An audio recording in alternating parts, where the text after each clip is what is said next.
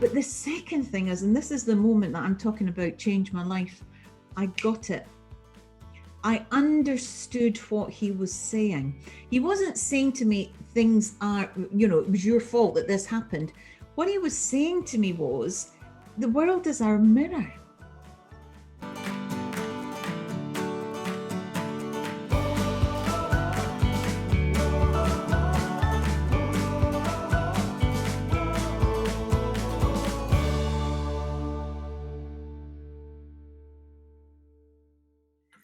A warm welcome to Our Spirited Life, the broadcast of a women who simply won't settle. This season, we're talking about life in our third act, indeed owning our third act. And today I am so delighted to welcome Carie Lyndene, business coach and marketing mentor. And frankly, since 1982, there is not much that Carie hasn't had to tackle, both in business and in life. She is an absolute phoenix, and as such believes that we can be the architect of our future and design our lives so that we can live them truly on our terms. Carie's story actually features in the second volume of my anthologies, Women of Spirit, and knowing her as I do, with her warmth and wisdom and her passion for helping others succeed, she truly deserves her place there. So welcome, Carie. It's wonderful to have you with us today. Hello, Susie. Well, I'm delighted to be here today, and thank you so much for the invitation. It's my pleasure. I was just so thrilled when you said yes, you would guest on Our Spirited Life. So would you like to begin by telling us why I describe you as a phoenix and the effect that your challenges have actually had on you? I describe myself as a phoenix because, and in fact, how I describe it, Susie, is actually about having the phoenix factor. Mm-hmm. And the phoenix factor for me is where, and for most of us in life, there's been places where we've had to start up or start over.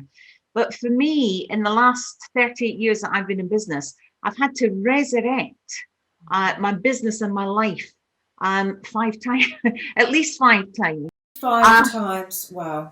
Yeah, whether that was due to chronic internal issues or crisis external circumstances, that monumental phoenix rising from the ashes had to happen.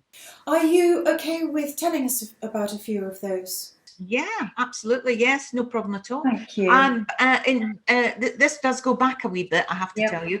So back in 1984, I had a very successful business with my business partner, but he was also my life partner. And unfortunately, on our way to work one day, we were involved in a car accident. And unfortunately, my partner died as a result of that accident. Now, of course, given the fact that was a massively traumatic experience and loss and trauma, but it was also the end of the life that we'd planned and the end of the business that we had together. So that was a major hurdle, as you can imagine. Yeah. Then I went on, and thankfully, because I'd been very well trained by him, I went off and I was able to do my phoenix, and I created a new business, and that was very successful. In fact, it grew to about a $3.5 million dollar global turnover. Yeah, it was very, very successful. But then in 2002, my PA committed identity fraud and embezzlement on my business. It's that, most people sort of fall down in horror at that kind of thing when I mention this, because it's such a your business is such an intimate thing, and for somebody to steal from your business is, it's literally from your bank accounts. And somebody who you placed such trust in her, ultimate trust. Did you ever have any signs that that was? Well, do you know what? I'll come to that. To that, because it's one of the things that probably one of my biggest learnings in life. So I will tell you about that. Okay. But she ran up. Not only did she run up with my life savings, she ran up hundreds of thousands of pounds of debt in my name through identity fraud. Mm-hmm. So not only did I lose a lot of money, but I had to untangle the web of deceit And, Oh. the whole thing, it destroyed my credit rating, and I get tickets for speeding tickets, the Mercedes that she'd hired in my name. I mean, it was a nightmare. And it took 2 years just to untangle the fraud. Then Wow. it took a number of years to recover financially because I'd lost 2 years in terms of my business. And in fact, I ultimately let go of that business because I was never able to recover in that particular model. And but also it was the psychological effect. Yeah. The psychological effect of that level of betrayal, and that somebody so intimate within your life and your business. So it took a long time to recover from. And that also is such a huge, if that was the only knock you had, that's a massive, massive knock. But coming after the one before that, you must have thought, what am I doing wrong? What's going on here? Well, Susie, lots of people have asked me, how do you recover from something like that? And the honest truth is, because of what happened to me with Bobby in the car accident, actually, even though it was horrendous, the other thing was only money. Yes. And that woman had access to my children, who were small at the time. And I always think I could be telling you a much worse story. And thankfully, I'm only telling you a story about money. And betrayal, and all that stuff that goes on, and that's how I eventually was able to recover from that. Okay. What I did was I put my Phoenix factor and my Phoenix formula into play, and what I did is, because I had a young child, Rory was only 3 at the time. What I did was I created from my home here. And what I did was I completely transformed the ground floor where I am now into a small early year centre. And I created my nursery business, which was Childhood Matters. And that, within 18 months, was Ofsted outstanding. We had the highest hourly rate in the county because we provided such a premium service. But in 2007, all these homes around where I live were flooded out, not once in the same year, but twice, from a tiny little brook, which, if you look at it just now, it's about that deep. But I can tell you the water was up to our thighs in here. I know. And I have to say, all of this was as a single mum as well, wasn't it? Yeah, absolutely. Yeah, as a single mum with 2 boys. And so anyway, Phoenix formula, get back into, with the strategies and the mindset that I utilize. We got back on our feet, and we ran very, very successfully. And in fact, what I was wanting to do was, that my expansion plans for Childhood Matters was, I was about to franchise the business model. I had 2 franchisees set up, one in Edinburgh, one down in Cornwall. They were ready to go. And then in 2009, the financial crash came, the recession, the credit crunch. Nobody could borrow any money. So that was the end of my expansion. And so, they were just basically dashed almost overnight. So, however, I never say die, as in the Phoenix formula. And so what I did, I continued, I did run Childhood Matters, but by that time my children were older. They were kind of fed up with having children around. Oh, gosh, I guess so. And in actual fact, when you work with, because we were having to work with Ofsted and, our local county council and the liaison, you were really operating on high alert the whole time. However, it was such a learning experience for me, Susie, because I'll tell you something, one of the most amazing things to learn in business is to watch children negotiating. And whenever if you ever watch a 6-year-old child, 6-year-old, especially girls, if you ever watch them negotiating, my God, you'll get some incredible skills from that. So I've never, I loved that period of time when we ran Childhood Matters. And of course, my own children were able to grow up safely while I was able to generate an income from the comfort of my own home. And that was something that was very important to me. Yeah. I remember you saying that because you love sales, many people, particularly maybe British people and maybe even more particularly British women, really the thought of selling something sends shivers up them, and we have quite negative feelings about it. But I'd always remember you telling us that the word to sell in Swedish translates to serve, which I love. And also you are in love with sales, because when it's done properly and when it's done with integrity and authenticity, if you can sell, you can always make a living.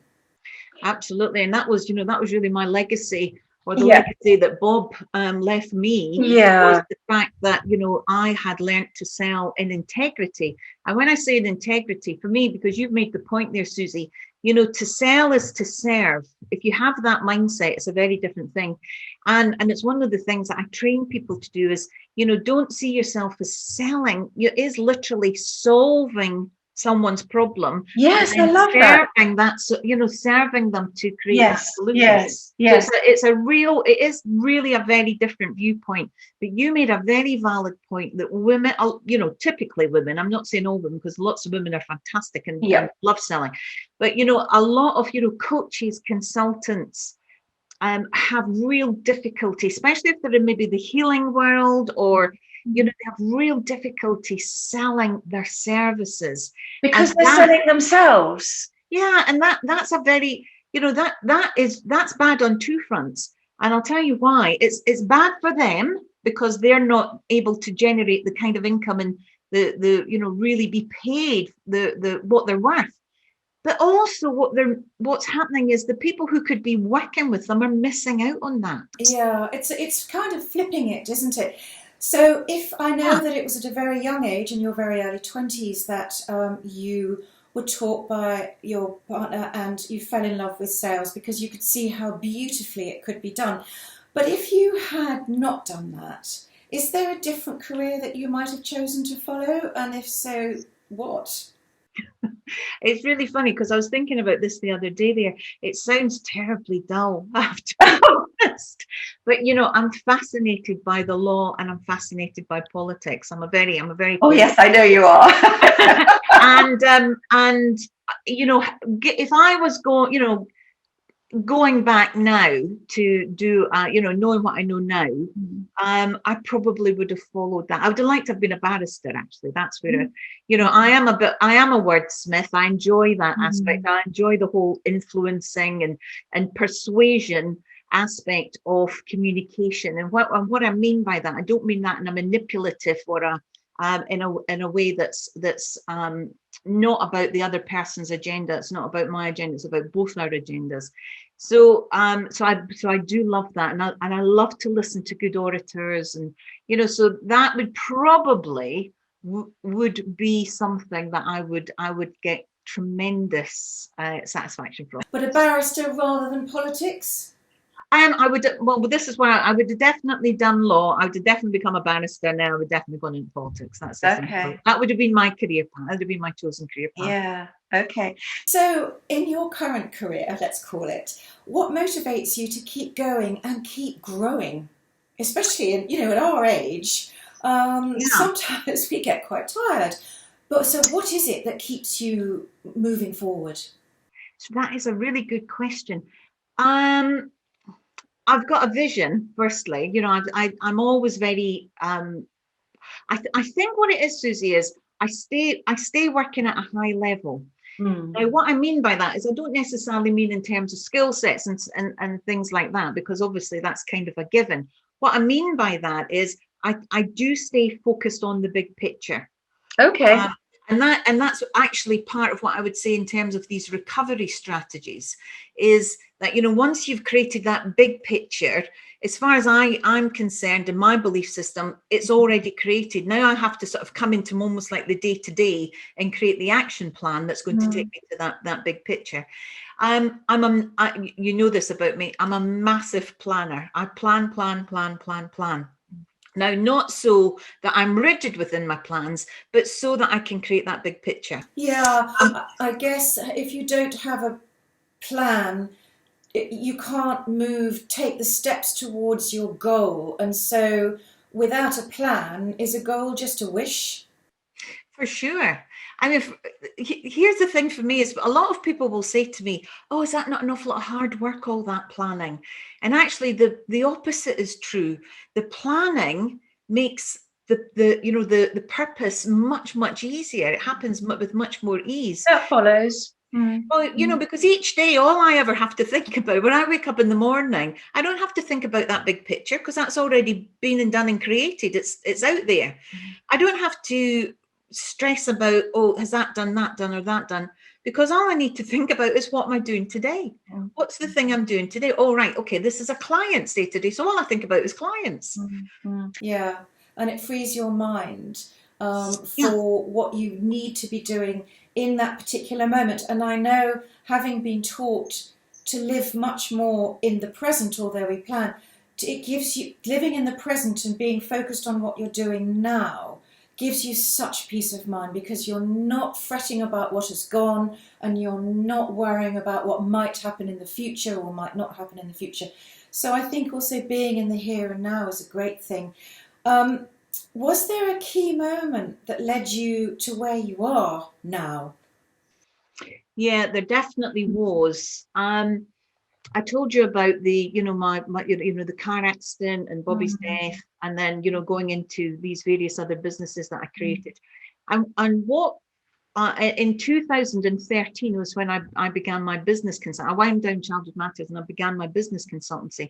But I can absolutely say for sure, as eggs are eggs, that I would not have been able to do really most of that had I not had this one experience. And the experience was, I'm just trying to think about the date, probably around about 1990, something like that. And I had a phone call from a friend of mine who lived in London, and he said to me that it was a very cryptic call, but he came on the landline, and he said, right, do you trust me?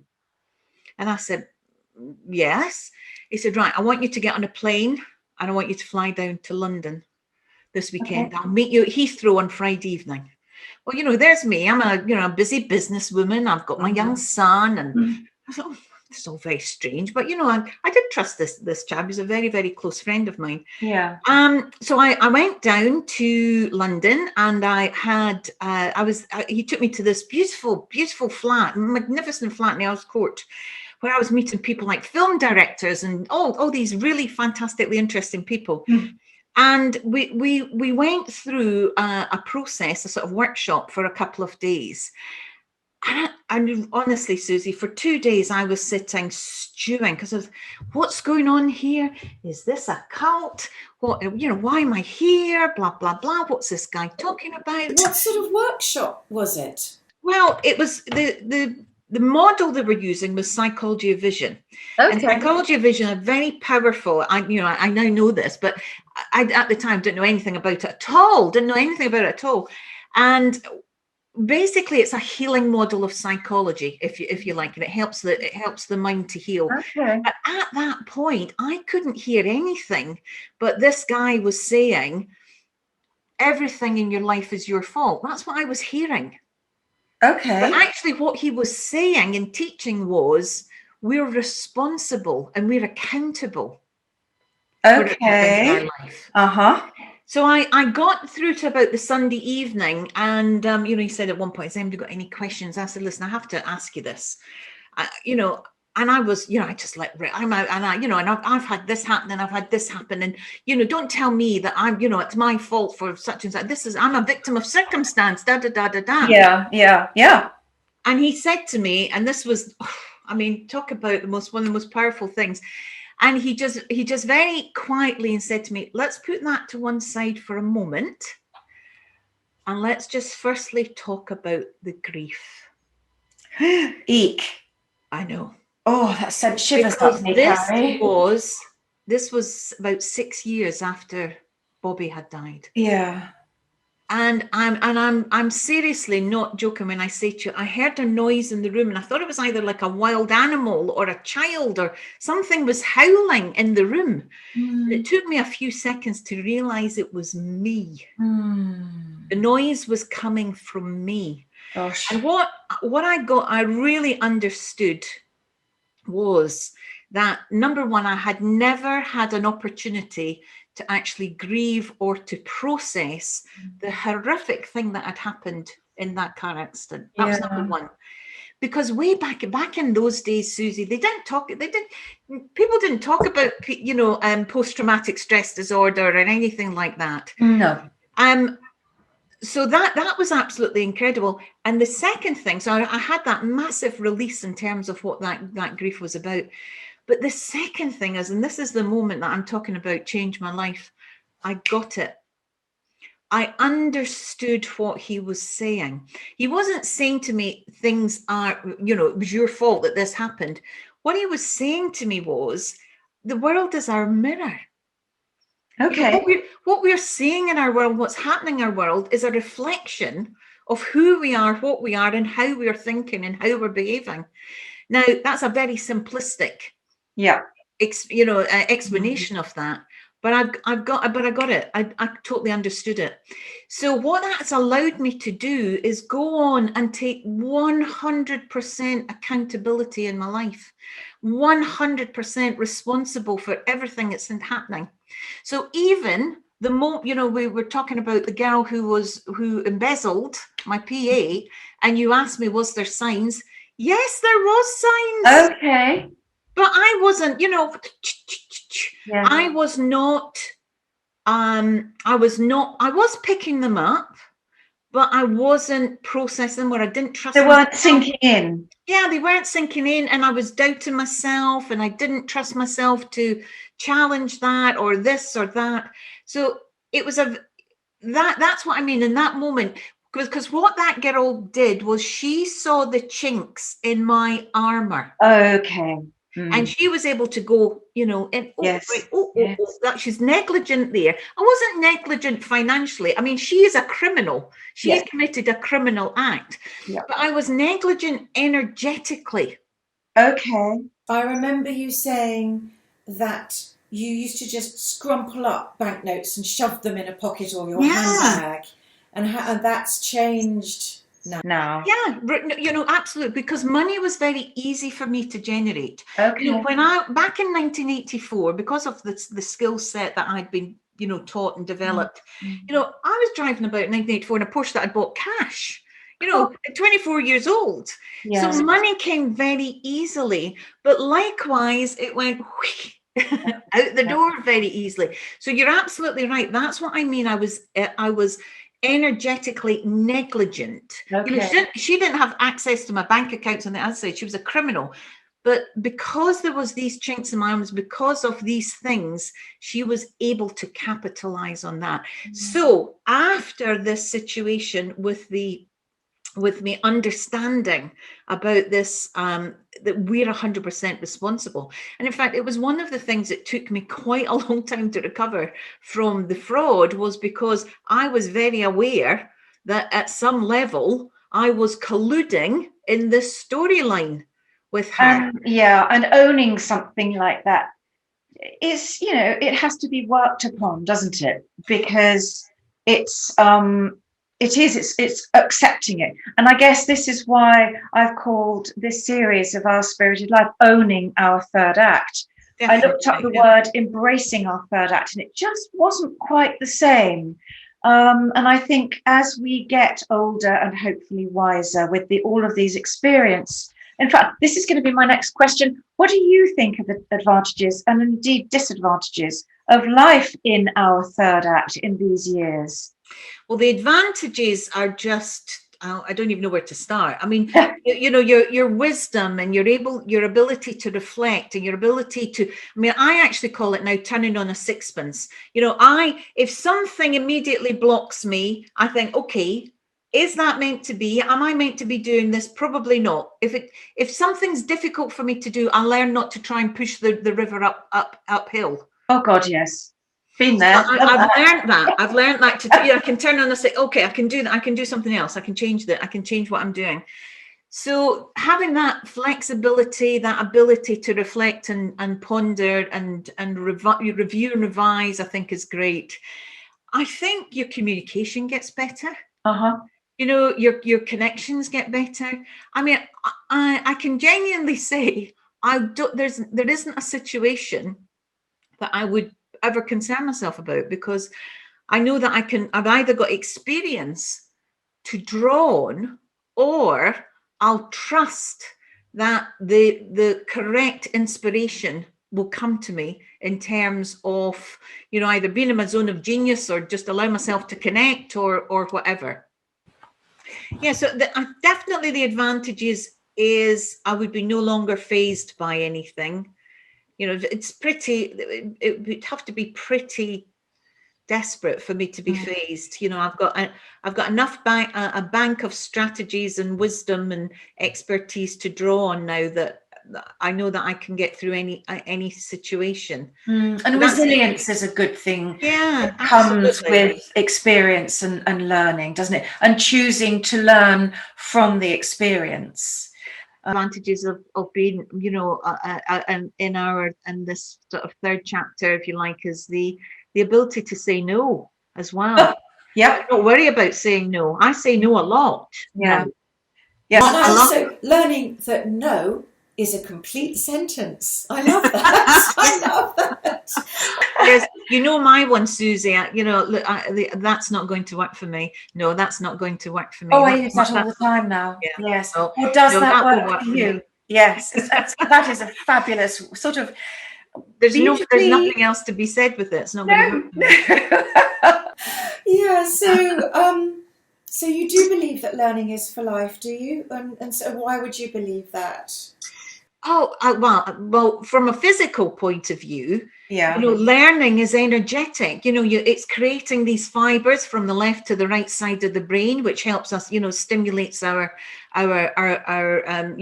physical development and keeps that energy flowing. Yeah. But, I'm just hungry all the time to learn more.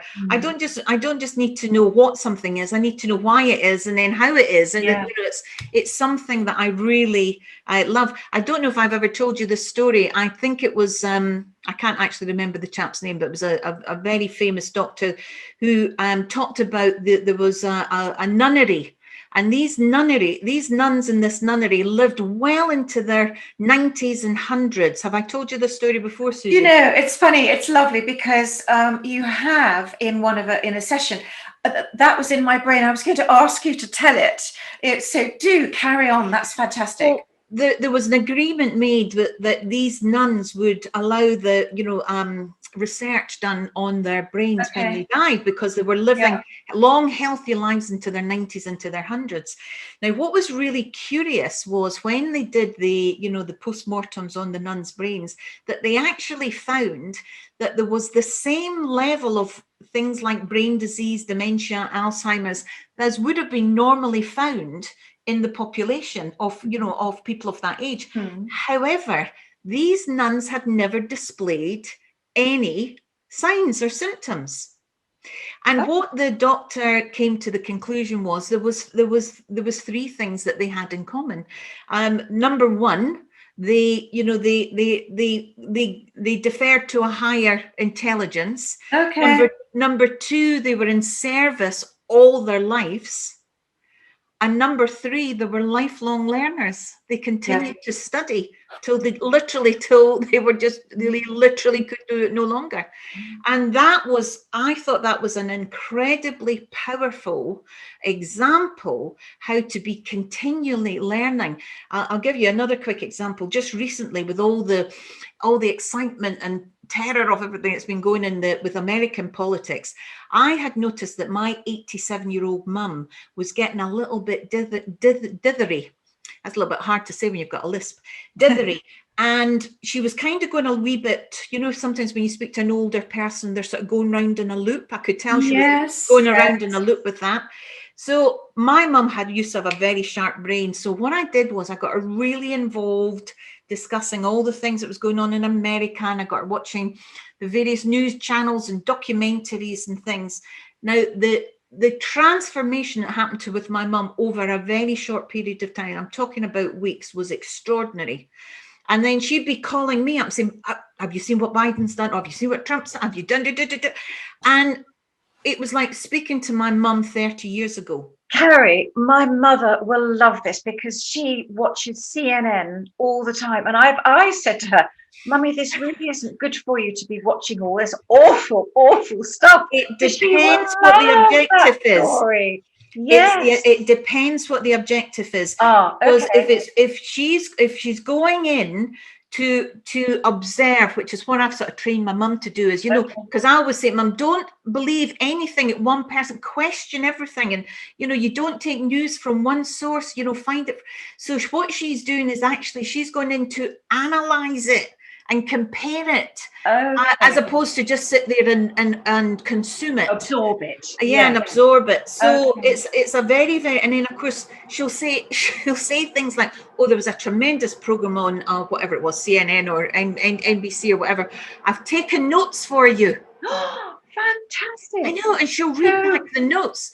Yeah. And all my family have noticed the massive difference in her since she's now. Really, she could have stagnated watching things like Money for Nothing and The Loose Women on telly. She's bored with all that now. She doesn't want it. She's not interested in any of that now. She wants, her mind is stimulated. So it's 100% lifelong learning is the name of the game. Yeah. And do you think that with the nuns, going back to the nuns, they, with those three elements that they lived, by which they lived their lives, that brought them such an element of being at peace with themselves and their life around them and the bigger picture?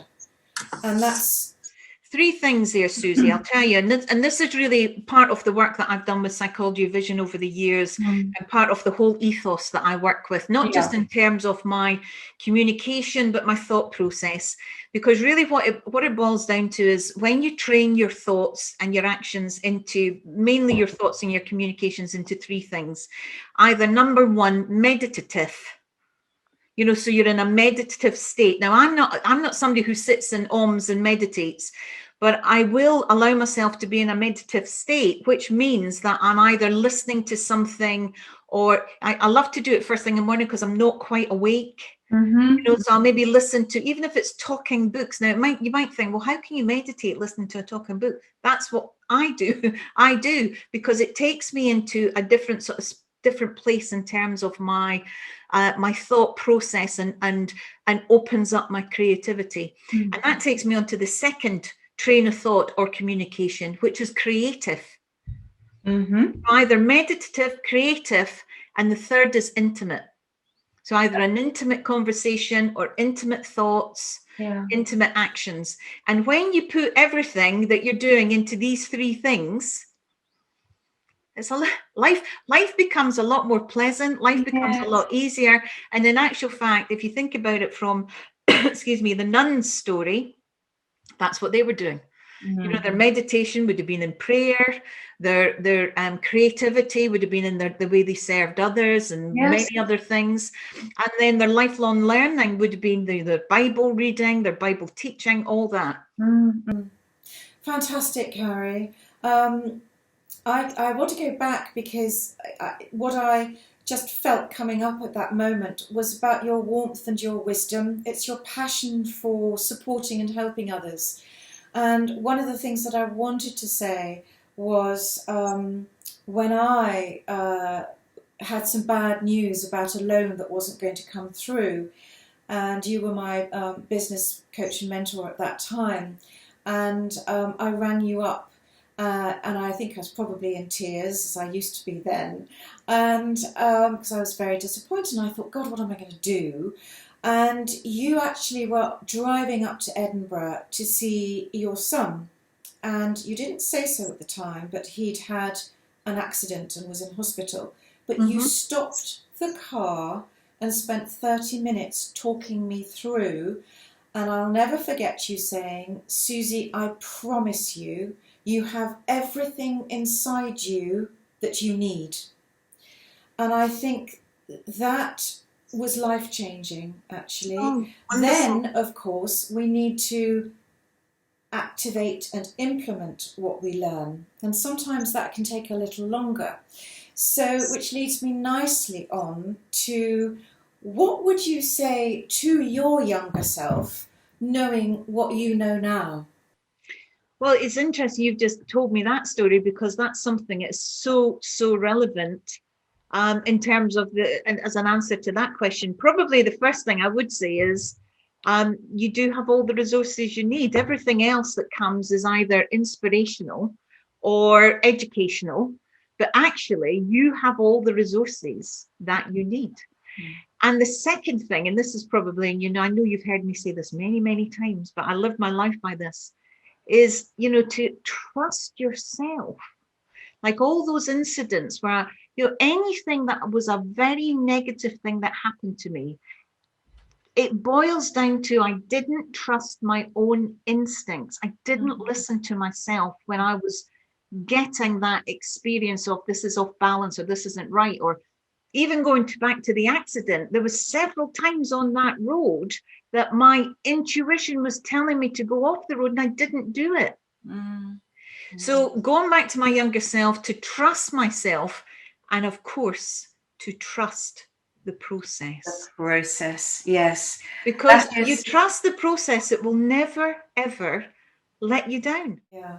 And do you think it's because there is so much external influence now with the media, with social media, that we have come away from, or almost forgotten, how to trust our gut instinct, how to trust ourselves and to trust the process? Let go to it. I don't think we were ever taught it, Susie. Oh, I don't remember understanding any of that. No, well, no, we were actually told to do as we were told.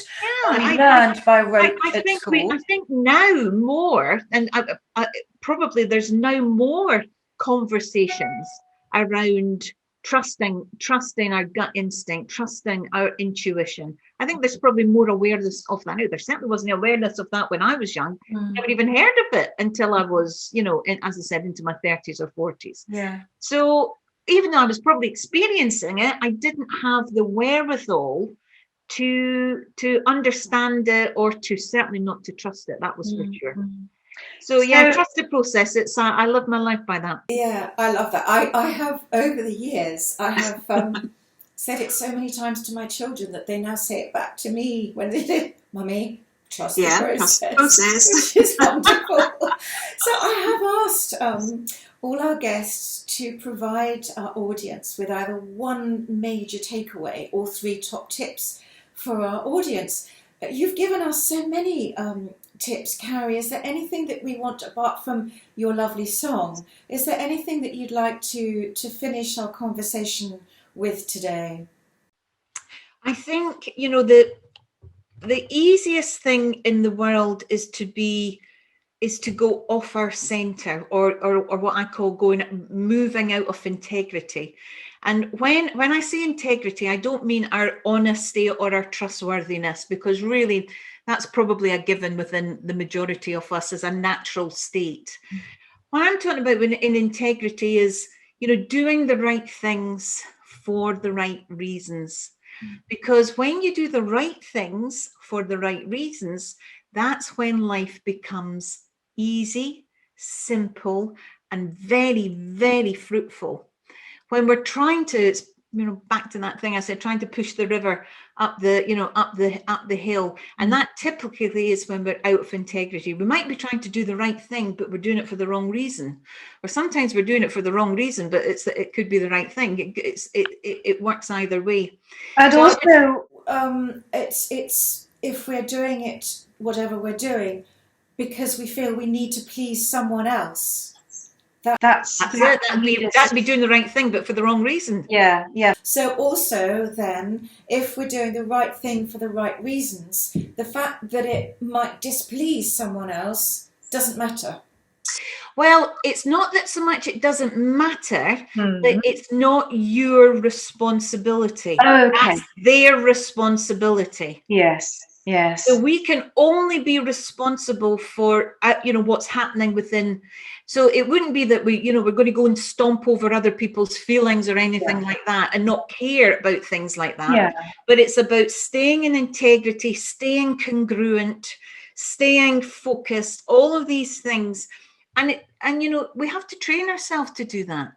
We have to train ourselves. That's there's there's an element of discipline in creating a life that becomes easy and simple. And sometimes it's bloody hard work, but it's worth it. So, Carie, you've chosen a very unusual song by a man I've never heard of. So, and I love that. So would you please tell us about him? You know, there's not a big story to this song, Susie. It just makes me smile, because you asked me to do something that makes me smile. I love the introduction to it. I think it's really jolly. I've got it as my Alexa alarm, so I hear it in the morning. And it just kind of makes me, and some of the lyrics are a bit strange. Yeah. It just has that feeling of lifting my energy, and it's just nice. I could have chosen hundreds and hundreds of songs, but actually that's the one that wakes me up in the morning, and I thought it's kind of significant in that it just it gets you going in the right way. And I love that, because I always love to introduce new things, and I'd actually be quite interested to hear what our audience think of it. So thank you so much, Carie. It's been an absolute joy to have you on with us, and I'm sure that what you say and your warm, wise words of wisdom, gosh, I can't believe I said that, are going to really resonate with many. So for more inspiration and ideas on how to live a truly spirited life, just press subscribe. And if you'd like to continue the conversation, join our Spirited Life group, or details of how to do this will accompany this broadcast. So stay fabulous, stay well, and I'll see you again very soon. If you enjoyed this broadcast, please remember to like and subscribe. And to enjoy fabulous extra value, just click the link to our membership page.